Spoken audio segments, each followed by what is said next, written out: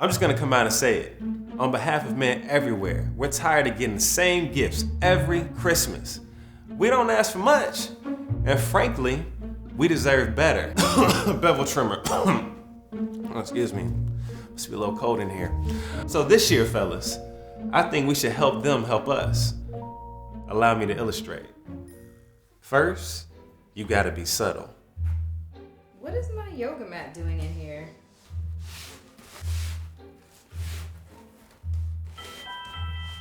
Then, you go subliminal.